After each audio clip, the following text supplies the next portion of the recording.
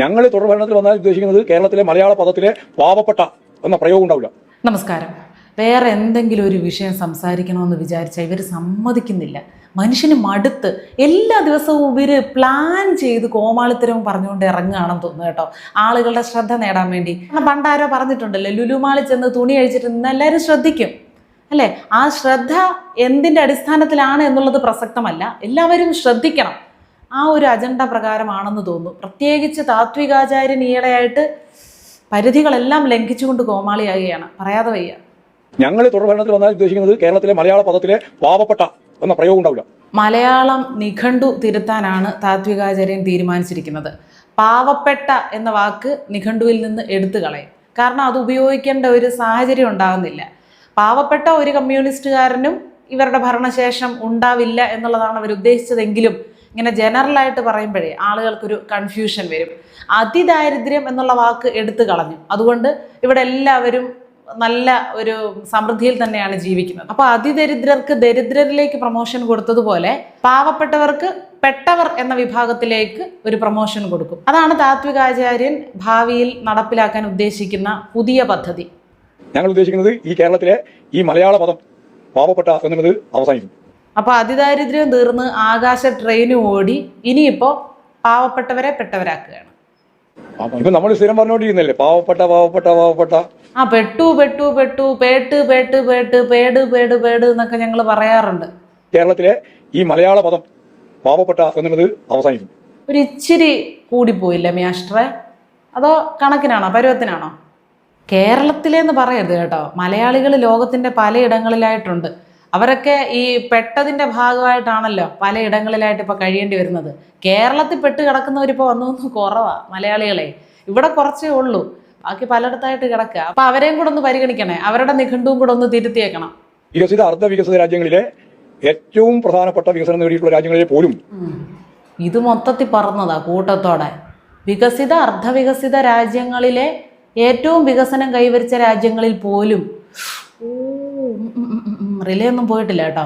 അതായത് ഇന്ത്യ മഹാരാജ്യത്തിനകത്തുള്ള കേരള രാജ്യം എന്ന പോലെ കേരളം ഒരു സെപ്പറേറ്റ് രാജ്യമാണല്ലോ. ആ ഒരു ആശയത്തിന്റെ അടിസ്ഥാനത്തിൽ മറ്റെല്ലാം ഒന്നിച്ച് കണ്ടതാണ് മിയാസ്റ്റർ. എന്നിട്ട് അവിടെയുള്ള ജനങ്ങളുടെ ജീവിതത്തെക്കാൾ അവിടുത്തെ ജനങ്ങളുടെ ജീവിതത്തെക്കാൾ പെടുത്തു അല്ലേ? മുതലാളിത്തത്തിന്റെ ഏറ്റവും പ്രധാനപ്പെട്ട പ്രതിസന്ധി സമ്പന്നർ കൂടുതൽ സമ്പന്നരാകുകയും ദരിദ്രർ കൂടുതൽ ദരിദ്രരാകുകയും ചെയ്യുക എന്നുള്ളതാണ്. അതെ, മുതലാളിത്തത്തിന്റെ ഏറ്റവും വലിയ പ്രതിസന്ധി എന്നുള്ളത് തിരുത്തി രാഷ്ട്രീയക്കാരുടെ ഇപ്പൊ ഏറ്റവും വലിയ പ്രതിസന്ധി അഴിമതി ഏറ്റവും കൂടുതൽ ചെയ്യാൻ കഴിവും കരുത്തും ഉള്ളവന്മാർ കൂടുതൽ സമ്പന്നരായിക്കൊണ്ടിരിക്കുന്നു, അതിന് കഴിവില്ലാത്തവന്മാർ കൂടുതൽ ദരിദ്രരായിക്കൊണ്ടിരിക്കുന്നു, കൂടുതൽ പേര് പുറത്തായിക്കൊണ്ടിരിക്കുന്നു. പക്ഷെ അതിസമ്പന്നരായിട്ടുള്ള അഴിമതി വീരന്മാരായിട്ടുള്ള രാഷ്ട്രീയ നേതാക്കൾ അവരെ പുറത്താക്കാൻ കൂടുതൽ കൂടുതൽ കരുത്ത് കാണിച്ചുകൊണ്ടിരിക്കുന്നു, ഒരുമ്പെട്ടുകൊണ്ടിരിക്കുന്നു. റൊട്ടി തിന്നവർ നെന്മീൻ മാത്രം കഴിക്കുന്ന അവസ്ഥയിലേക്ക് എത്തുന്നു. ഇതൊക്കെ മുതലാളിത്തത്തിന്റെ പ്രതിസന്ധിയാണ്. ദരിദ്രരായ ജനങ്ങളെക്കാളെല്ലാം മേലെ. അയ്യോ, കറക്ഷൻ. അതിദരിദ്രർ ഇവിടെ ഇല്ല. ദരിദ്രർ തൊട്ടങ്ങോട്ട് പറഞ്ഞാൽ മതി. ലോകത്തിലെ വികസനം നേടിയ രാജ്യങ്ങളിലെ ജനങ്ങളോടൊപ്പം കേരളത്തെ എത്തിക്കുക എന്നുള്ളതാണ്. ലോകത്ത് മുഴുവനുള്ള രാജ്യങ്ങളിൽ ഏറ്റവും ടോപ്പിൽ നിൽക്കുന്ന ജനങ്ങളുടെ ഒപ്പം കേരളത്തിലെ ജനങ്ങളെ എത്തിക്കാനാണ് ഓട്ടക്കപ്പൽ ഇത്രയും ആഞ്ഞു തള്ളിക്കൊണ്ടിരിക്കുന്നത്. അത്രയൊക്കെ വേണോ മിയാസ്റ്ററെ? അപ്പോൾ ഇനി റേഷൻ കാർഡുകൾക്കെല്ലാം ഒരേ നിറം, പല നിറത്തിലുള്ള റേഷൻ കാർഡുകൾ ഇവിടെ കാണത്തില്ല, ക്ഷേമ പെൻഷനുകൾ ഇവിടെ കാണത്തില്ല, മാസം 1,00,000 രൂപയിൽ കുറഞ്ഞ ശമ്പളം വാങ്ങിക്കുന്ന സർക്കാർ സ്വകാര്യ സ്ഥാപനങ്ങളിലെ ജീവനക്കാരിവിടെ കാണില്ല, ലോട്ടറി വിൽപ്പനക്കാരിവിടെ കാണില്ല, പാവപ്പെട്ടവർ ഇനി ഇവിടെ ഇല്ല. അത്തരത്തിലുള്ളൊരു നാടാക്കുന്നുള്ളത് ഞങ്ങളെ ഉന്നം. നമുക്ക് പിന്നെ ഉന്നങ്ങളൊന്നും ഇതുവരെ പിഴയ്ക്കാത്തത് കൊണ്ട് ഞങ്ങളെല്ലാവരും ലോകരാജ്യങ്ങളിലെ വികസനം കൈവരിച്ച മനുഷ്യരുടെ ഒപ്പം നിൽക്കാനുള്ള കോട്ടും സൂട്ടും ഒക്കെ റെഡിയാക്കി വെക്കാം കേട്ടോ. പാവങ്ങൾ എന്ന പ്രയോഗം ഇനി മലയാള ഭാഷയിൽ ജനങ്ങളെ പ്രതിനിധീകരിച്ചുകൊണ്ട് പറയാനുണ്ടാവില്ല. പാർട്ടിക്കാരെ മാത്രം ചികിത്സിക്കാൻ വേണ്ടിയേ, അതായത് ഈ പൊതുവേദികളിൽ ചെന്നിരുന്ന് മൈക്ക് കാണുമ്പോഴേ അബോധാവസ്ഥയിലുള്ള പുലമ്പലുകൾ പരിധി വിട്ടു പോകുന്നുണ്ട്. അതിന് പെട്ടെന്ന് അടിയന്തര ചികിത്സ ലഭ്യമാക്കാൻ കഴിയുമെങ്കിൽ അത് പ്രത്യേക കേന്ദ്രങ്ങൾ സജ്ജീകരിക്കണമെന്നാണ് എൻ്റെ ഒരു അഭിപ്രായം. ഞാനങ്ങനെ പറയാൻ കാരണം പ്രസംഗമൊക്കെ കഴിഞ്ഞല്ലോ, അങ്ങനെ പാവപ്പെട്ടവരെ ഇവിടെ ഇല്ലാതാക്കും, പാവങ്ങൾ ഇവിടെ ഇല്ലാതാകും എന്ന് പറയുമ്പോൾ താത്വികാചാര്യനോട് ഞാൻ പ്രത്യേകിച്ച് പറഞ്ഞു തരണ്ട, പാവപ്പെട്ടവൻ്റെ പാർട്ടി എന്നറിയപ്പെടുന്ന നമ്മുടെ പ്രസ്ഥാനം ഇല്ലാതാകുകയാണ് എന്നതാണ് അങ്ങ് പറഞ്ഞതിലെ ധ്വനി. അങ്ങനല്ലേ? അതുമാത്രമല്ല, പാവപ്പെട്ടവർ എന്ന വാക്ക് ഹിന്ദി നിഘണ്ടുവിലേക്ക് മാറ്റാൻ കേന്ദ്രത്തിനു മേൽ നിങ്ങൾ നിരന്തരം സമ്മർദ്ദം ചെലുത്തിക്കൊണ്ടിരിക്കുകയുമാണ് ഇപ്പോൾ ചെയ്യുന്നതെന്നും ഒരു കരക്കമ്പിയുണ്ട്.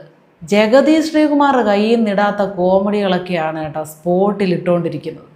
ഇതിങ്ങനെ ഇട്ടും തള്ളിയും കേരളത്തിനെ അറബിക്കടലിൽ താക്കുവോ മാസ്റ്ററെ? ഞങ്ങൾ തുടർഭരണത്തിൽ വന്നാൽ ഉദ്ദേശിക്കുന്നത് കേരളത്തിലെ മലയാള പദത്തിലെ പാവപ്പെട്ട എന്ന പ്രയോഗം ഉണ്ടാവില്ല. കൊള്ളാം, പറയുന്നത് കോമഡിയൊക്കെയാണ്, എന്നാലും കാലഘട്ടത്തിന് അനുയോജ്യമായിട്ടുള്ള കോമഡിയാണെന്ന് മനുഷ്യർക്ക് തോന്നുന്നില്ല. ദുരന്തമായിട്ടാണ് മനുഷ്യർക്ക് ഫീൽ ചെയ്യുന്നത്. ഇത്രയും വലിയ ദുരന്തങ്ങളെയൊക്കെ ഒന്നിച്ച് ചുമക്കാൻ മാത്രം ഈ സമയത്ത് കേരളത്തിൽ ജീവിക്കുന്ന മലയാളികൾ എന്ത് വലിയ മഹാഭാവം കഴിഞ്ഞ ജന്മത്തിൽ ചെയ്തെന്നാണ്. പെൻഷൻ കിട്ടിയ പൈസ വന്നാലും കിട്ടൂല, നിങ്ങൾ തന്നെ വരണം. പാപ്പിക്കാനും അപ്പനില്ലായിരുന്നെങ്കിൽ ഈ നാട്ടിലൊരു പള്ളിക്കൂടം ഉണ്ടാവുമായിരുന്നു, ഒരു ആശുപത്രി ഉണ്ടാവുമായിരുന്നു. ഇത്രയും വലിയ ഗതികെട്ടവർ ഈ ഭൂമിയിൽ വേറെ ഉണ്ടാവുക എന്തോ. പാവപ്പെട്ട അപ്പൂപ്പനെ 5-6 നോട്ടും കൈ പിടിച്ചു കൊടുത്ത് ആ സ്റ്റേജിൽ വരുത്തിയേക്കുക. നിങ്ങൾ തന്നെ ഇനിയും വരണം. UDF വന്നാൽ ഈ പെൻഷനൊന്നും ഞങ്ങൾക്ക് കിട്ടില്ല. കറക്റ്റായിട്ട് പാവം തലേ ദിവസം എഴുതി കാണാപാഠം പഠിച്ചു എന്ന് പറഞ്ഞ് വന്നാലും കിട്ടൂല, നിങ്ങൾ തന്നെ വരണം. ആ ഡയലോഗ് ഡെലിവറി അങ്ങോട്ട് കഴിഞ്ഞപ്പോൾ മാസ്റ്ററിന്റെ മുഖത്തെ ആ ഒരു സംതൃപ്തി, ഭാഗ്യം, ഒരു അക്ഷരം തെറ്റിക്കാതെ കൃത്യമായിട്ട് പറഞ്ഞ്. ഭാഗ്യത്തിന് തിരിച്ചു വന്ന് നോട്ട് കൈ വന്ന അഭിനയാന്നൊക്കെ മറന്നുപോയത്, സ്വന്തം പോക്കറ്റിലോട്ട് ഇടുന്ന ആ ശീലം. പക്ഷെ ക്യാമറയിലൊക്കെ കറക്റ്റായിട്ട് ആ ക്ലിക്ക് കിട്ടിയിട്ടുണ്ട് കേട്ടോ. പോക്കറ്റിലേക്ക് പൈസ ഇടുന്നതും. പാവപ്പെട്ടവനൊപ്പം തുടരും, പാവപ്പെട്ടവന്റെ പോക്കറ്റടി തുടരും. വന്നാലും കിട്ടൂല, നിങ്ങൾ തന്നെ വരണം. എന്നാലും ഇമാതിരി ഊളത്തരമൊക്കെ ഏതവന്റെ തലയിലാണോ ഉദിക്കുന്നത്? ഇനിയും ഞങ്ങൾ കാണേണ്ടി വരുമോ? ദയവിധി ഞങ്ങൾക്ക് വേറെ എന്തെങ്കിലും വിഷയത്തെ പറ്റിയൊക്കെ സംസാരിക്കണം, ചർച്ച ചെയ്യണം. ബാക്കിയുള്ള വിഷയങ്ങളൊക്കെ കിടക്കും. നിങ്ങൾ എന്നും ഇങ്ങനെ മനഃപൂർവ്വം നിങ്ങൾ മാത്രം ഇങ്ങനെ ചർച്ചകളിലും വാർത്തകളിലും സോഷ്യൽ മീഡിയയിലും ഒക്കെ നിറഞ്ഞു നിൽക്കാൻ വേണ്ടി വളിപ്പും കോമഡിയും കോമാളിത്തരം കാണിക്കുന്നതെന്ന് കുറയ്ക്കും. എത്രയും പെട്ടെന്ന് ഇലക്ഷൻ ഒന്ന് അടുത്തിരുന്നെങ്കിൽ.